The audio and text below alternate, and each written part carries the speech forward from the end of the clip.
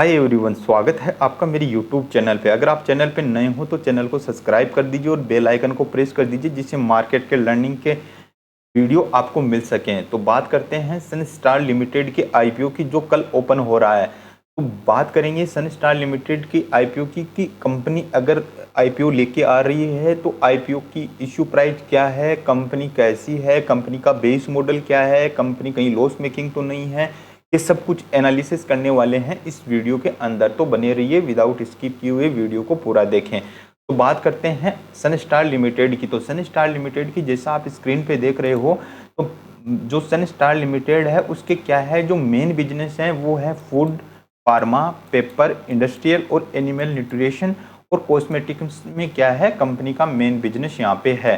तो कंपनी के जो प्रोडक्ट बनाती है उसका सीधा सीधा मुकाबला मार्केट में ऑलरेडी मौजूद हैं, जैसे हुआ अंबुजा एक्सपोर्ट है, गुलशन पॉलीमेक्स है, सुखजीत स्टार्क्स है। ये क्या है, ऑलरेडी ही इस तरह के प्रोडक्ट की कंपनियां ऑलरेडी रजिस्टर्ड हैं। तो देख लेते हैं कि कंपनी कितनी पुरानी है, कंपनी है क्या बनाती है, ये सब कुछ अपन इस वीडियो में देखने वाले हैं। तो कंपनी है वो 1982 में यहाँ पे आप देखोगे तो रजिस्टर्ड है कंपनी, और कंपनी जो बनाती है वो प्लांट बेस्ड प्रोडक्ट है, वो यहाँ पे बनाती है।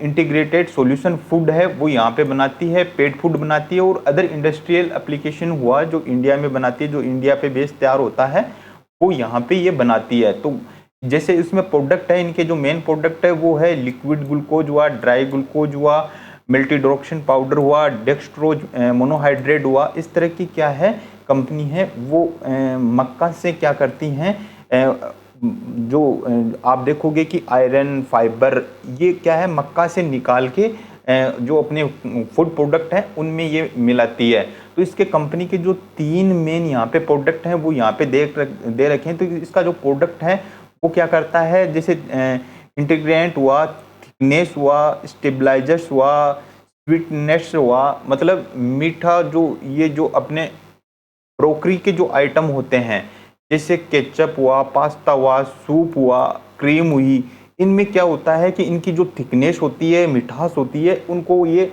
न्यूट्रिशन हुआ, ये क्या हुआ, इनको बढ़ाने का काम ये कंपनी करती है। तो ये क्या है, मक्का से इंटीग्रेंट्स को निकाल के और फिर इनकी थिकनेस उनको क्या है बनाने का काम करती है।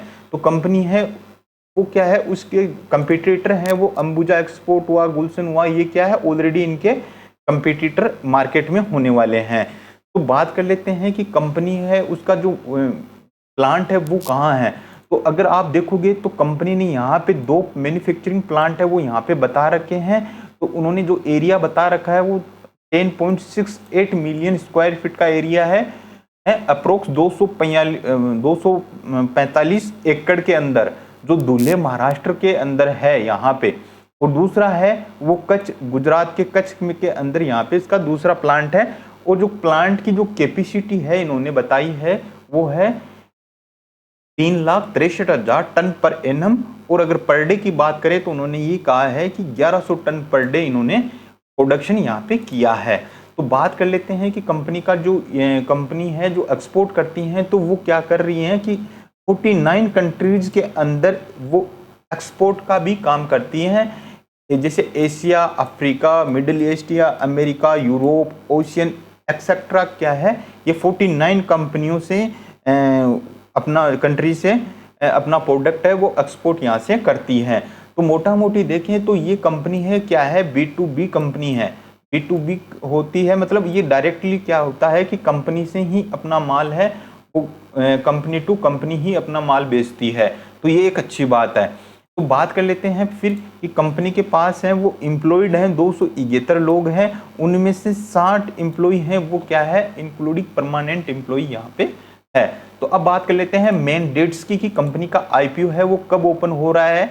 तो अगर मैं मेन डेट्स की बात करूं तो कंपनी का जो आईपीओ है वो 19 जुलाई को, मतलब कल फ्राइडे को ओपन होने वाला है। तो अपना मार्केट कल ओपन होगा। फिर 23 तारीख को बजट का दिन है, तो 23 तारीख को ये ओपन रहने वाला है। तो 2 दिन आपके पास आईपीओ के लिए हैं, क्योंकि 2 दिन की सैटरडे और संडे की यहाँ पे छुट्टी है। तो ये 19 जुलाई को यहाँ पे ओपन होगा, 23 जुलाई को आईपीओ की क्लोज डेट है। और बेस जो डेट है, बेसिक अलॉटमेंट है वो जुलाई 2024 का अलॉटमेंट हो जाएगा। मतलब आपको जो अलॉट होंगे शेयर वो 24 जुलाई को यहाँ पे अलॉट हो जाएंगे। और जो वापिस से जो लिस्टेड होंगे आपके डीमेट अकाउंट में जो क्रेडिट होंगे वो 25 जुलाई को होगा, और 26 जुलाई को क्या करेंगे, लिस्टेड होगा एनएसयू और बीएससी के ऊपर, क्योंकि ये मेन आईपीओ होने के कारण 26 जुलाई को यहाँ पे लिस्टेड होने वाला है। तो 2 दिन मिलेंगे आपको इसको लगाने के लिए।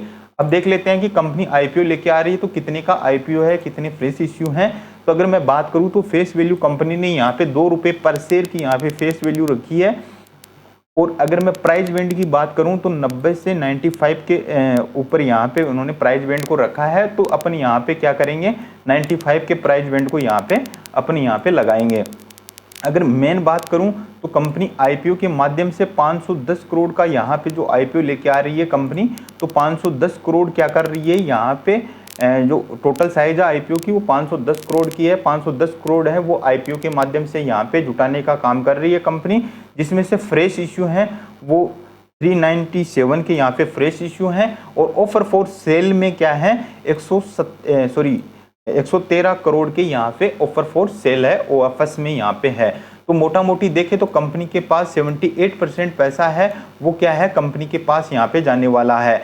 और 22% जो पैसा है वो क्या है ऑफर फॉर सेल में है। जो जिन्होंने प्राइवेट प्लेस से कहीं से जो भी पैसा ले रखा है या शेयर प्रमोटर हैं उनके पास ये 22% जाने वाला है, और 78% है वो कंपनी है, वो कंपनी के पास में यहाँ पे जाने वाला है। तो कंपनी है, ये बहुत ही अच्छी बात है कि कंपनी के पास इतना जा रहा है।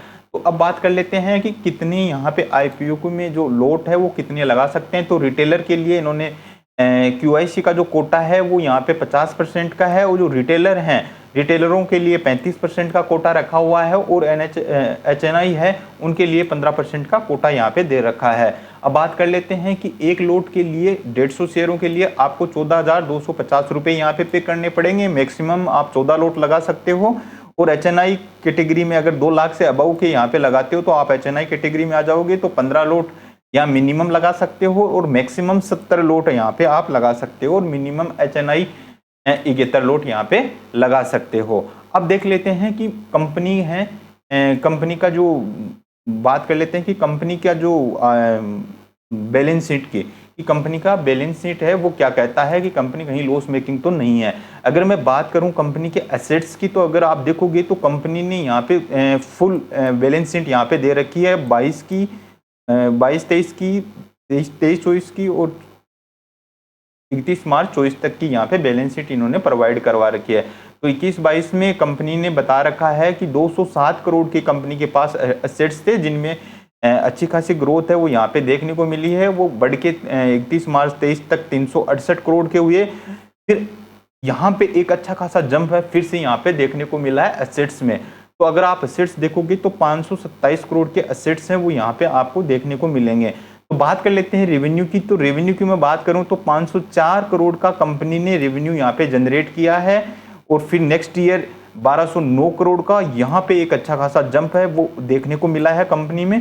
फिर अगर आप देखोगे तो रेवेन्यू है, फिर यहाँ से थोड़ा सा कंपनी ने यहाँ पे डीप मारा है 1081 करोड़ का। ये डीप कैसे मारा है ये अपन यहाँ पे आगे डिस्कशन करने वाले हैं, तो बने रहिए यहाँ पे अपने वीडियो के ऊपर, विदाउट स्किप किए हुए वीडियो को देखें। तो अगर मैं बात करूं तो कंपनी के अंदर ये जो डीप आया है इसका एक रीजन है वो मैं बताता हूं आपको अभी। तो अगर अपन देखेंगे तो 500 जो प्रॉफिट मार्जिन है वो क्या है आफ्टर टैक्स के बाद में वो देख लेते हैं पहले। तो अगर 504 करोड़ का अगर यहाँ पे रेवेन्यू जनरेट हुआ है तो कंपनी के पास जो प्रॉफिट मार्जिन बच रहा है वो 15.92 का ही यहाँ पे कंपनी के पास प्रॉफिट मार्जिन है वो यहाँ पे दिख रहा है। फिर अगर कंपनी के पास में जो सेल है वो देखेंगे तो ऑलमोस्टली यहाँ पे डबल हुई है 1209 करोड़ की। फिर यहाँ पे प्रॉफिट मार्जिन है, अगर सेल पे प्रॉफिट मार्जिन देखें रेवेन्यू पे तो 41.81 का यहाँ पे मार्जिन है। जो देखें तो अगर रेवेन्यू का देखें तो 3% का यहाँ पे निकल के आ रहा है 2 साल का। अगर ये देखें तो मोटा मोटी 3% का आफ्टर टैक्स यहाँ है, और 23 में भी आफ्टर टैक्स 3% यहाँ पे है। मगर सोचने वाली बात ये है कि यहाँ पे अगर आप देखोगे तो ये मेन इंपॉर्टेंट होने वाला है आफ्टर टैक्स। अगर आप देखोगे तो यहाँ पे आपको रेवेन्यू में जरूर ग्रोथ कम दिखी है पिछली साल से अपेक्षा, मगर यहाँ पे आप देखोगे तो प्रॉफिट आफ्टर टैक्स जो रेवेन्यू जनरेट हुआ है कंपनी का, जो मार्जिन जनरेट हुआ है, वो 66% यहाँ पे ग्रोथ किया है। तो अगर आप देखोगे तो सेल कम है मगर प्रॉफिट मार्जिन यहाँ पे कंपनी का बड़ा है।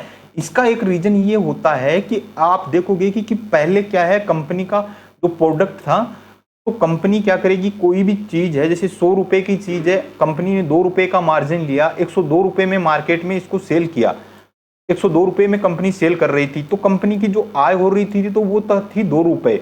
आप समझो इस बात को कि वो थी 2 रुपए। तो कंपनी ने यहाँ पे क्या किया है कि अपना जो प्रॉफिट मार्जिन है, जो 2 रुपए कंपनी को बच रहे थे, और जो लागत थी कंपनी की वो तो थी 100 रुपए, और जो 2 रुपए का जो कंपनी के पास मार्जिन था, कंपनी ने उस मार्जिन को क्या है, बढ़ाया है। तो वो चीज क्या किया है कंपनी ने, जैसे 100 रुपए की चीज को 108 रुपए में मार्केट में यहाँ पे बेचना चालू किया है। तो कंपनी का जो प्रॉफिट है, रेवेन्यू है, वो तो कम जनरेट हुआ मगर उसमें मार्जिन है वो सीधा 2 से 8 रुपए पे आ गया है।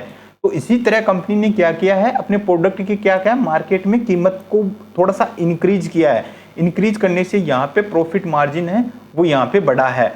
अब बात कर लेते हैं नेटवर्थ की। तो ओवरऑल अगर देखें तो कंपनी है प्रॉफिट मार्जिन में एकदम अच्छी है कंपनी है। अब बात कर लेते हैं नेटवर्क की। तो नेटवर्क देखें तो 48.97 का नेटवर्क था, वो बढ़ के 149 का हुआ, फिर 250 का यहाँ पे अपन को नेटवर्क देखने को मिलता है। तो अब देख लेते हैं कि रिजर्वेशन है कंपनी ने वो कितना रखा है, अपने पास कितना रखा है। तो यहाँ पे कंपनी ने 22 में 55 रखा था, फिर उसको बढ़ा के 158 किया, और फिर 225 मतलब 225 का यहाँ पे रिजर्वेशन कंपनी ने रखा है। तो अब बात कर लेते हैं कि टोटल ब्राउजिंग की, कि कंपनी पे कर्ज खर्च क्या है कंपनी का। तो ब्राउजिंग की मैं बात करूं तो कंपनी का 22 के अंदर 31 मार्च 22 में 82.25 का यहाँ पे कंपनी के पास टोटल ब्राउजिंग थी। उसके बाद में कंपनी के पास ये बढ़ के यहाँ पे इंक्रीज हुई है, वो 111.70 की यहाँ पे हुई है, और फिर टोटल ब्राउजिंग हुई है वो 127 की यहाँ पे टोटल खर्चे और जो कंपनी ने किसी से लोन या उधारी ले रखा है तो वो कंपनी के पास अभी फिलहाल मौजूद में एक 127 का यहाँ पे ब्राउजिंग है। अगर कंपनी क्या करेगी कि अगर जो प्रॉफिट मार्जिन है, अब इनको अगर जो इंटरेस्ट इन पे जा रहा है अगर इनको कम कर लेती है तो यहाँ पे भी आप देखोगे तो प्रॉफिट मार्जिन है वो कंपनी का और इंक्रीज होगा।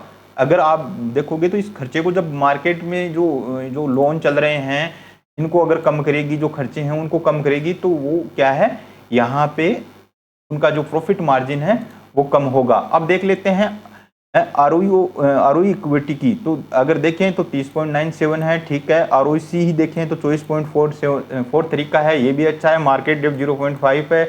आरओएनडब्ल्यू है वो 3.92 का यहाँ पे है। अब बात कर लेते हैं प्रॉफिट मार्जिन की। प्रॉफिट मार्जिन अगर देखें तो 6.17 का इनका प्रॉफिट मार्जिन है, जो अपन ऑलरेडी बात कर चुके हैं। अगर मोटा मोटी अगर अपन देखें तो जो ग्रोथ अपन को यहाँ पे देखने मिली है, तो पहले क्या था कि 2 साल में अपन को 3% का यहाँ पे मार्जिन दिख रहा था, जो सीधा डबल हुआ है। यहाँ पे देखोगे तो 6% का ये मार्जिन यहाँ पे निकल के आ रहा है।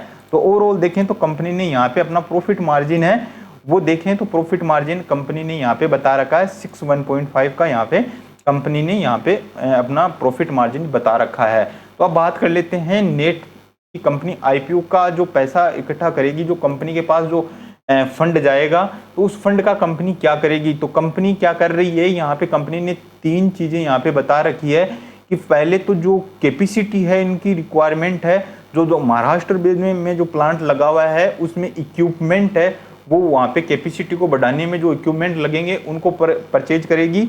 दूसरा ये है कि जो कंपनी के पास में प्री पेमेंट है, जैसे लोन हुआ, जो ब्राउजिंग में 127 करोड़ के अपन ने खर्चे देखे हैं, लोन देखा है, वो उनको चुका के कंपनी क्या करेगी, अपना जो कर्जे हैं उनमें अपना कर्जे चुकाएंगी, और कॉरपोरेट पर्पज के लिए भी कंपनी इस पैसे को इस्तेमाल करेगी। तो कंपनी में जो महाराष्ट्र का जो मेन प्लांट है उसमें क्या करेगी कंपनी है, उसको उसकी कैपेसिटी को बढ़ाने में जो प्लांट एंड मशीनरी लगेंगी उसमें काम लेगी, और जो कंपनी के खर्चे हैं उनमें कंपनी उन खर्चों को चुकाने का काम करेगी। जो कर्ज है कंपनी के ऊपर उनको चुकाने का काम कंपनी करेगी। तो अब बात कर लेते हैं कि कंपनी का आईपीओ वो कितना सब्सक्रिप्शन हो सकता है। तो मोटा मोटी देखें तो मैं कंपनी का सब्सक्रिप्शन है अगर देखें तो 70 से 80% के लगभग यहाँ पे कंपनी का सब्सक्रिप्शन है वो यहाँ पे सब्सक्राइब होना चाहिए आईपीओ, क्योंकि कंपनी का आईपीओ है वो बड़ा ही अच्छा आईपीओ है। लॉन्ग टर्म के लिए के हिसाब से भी कंपनी का मुझे आईपीओ अच्छा दिख रहा है। अगर आप आईपीओ लगाना चाह रहे हो तो पहले अपना खुद का भी डीप एनालिसिस कर लीजिए, क्योंकि ये जो वीडियो मैं बना रहा हूँ ये एक एजुकेशन पर्पज के लिए मैं यहाँ पे आईपीओ का ये एनालिसिस का वीडियो मैं यहाँ पे बना रहा हूँ। तो अब बात कर लेते हैं कि सब्सक्रिप्शन है वो कितना हो सकता है। तो कंपनी का जो आईपीओ का जो लिस्टिंग गेन है वो 30 से 45% के बीच में यहाँ पे कंपनी का लिस्टिंग गेन है वो यहाँ पे हो सकता है। 30 से 45% के बीच में कंपनी क्या कर सकती है, लिस्टिंग हो सकती है, क्योंकि इस सेक्टर के अंदर कंपनी के जो कंपटीटर हैं वो ऑलमोस्टली देखे तो मार्केट में 3 ही दिग्गज हैं वो कंपनी के मेन इंपोर्टेंट हैं। जैसे मैंने पहले भी बताया था आपको कि अंबुजा एक्सपोर्ट हुआ, गुलशन हुआ, सुखजीत स्टार्क हुआ, ये क्या है ऑलरेडी मार्केट में लिस्टेड हैं 3 कंपनी, उनसे इनका मुकाबला होने वाला है। तो ये देखें तो कंपनी भी क्या है, अच्छी कंपनी है, कंपनी लॉस मेकिंग भी नहीं है। लॉन्ग टर्म के हिसाब से मुझे ये आईपीओ अच्छा लगा, तो मैं क्या कहें, मैं इसको मल्टीपल अकाउंट से आईपीओ को लगाना चाहूँगा 30 से 35% के गेन के लिए। तो ये एनालिसिस आपको कैसा लगा? अगर अच्छा लगा हो तो चैनल को सब्सक्राइब कर दीजिए और बेल आइकन को प्रेस कर दीजिए। मिलते हैं नेक्स्ट वीडियो में। जय हिंद।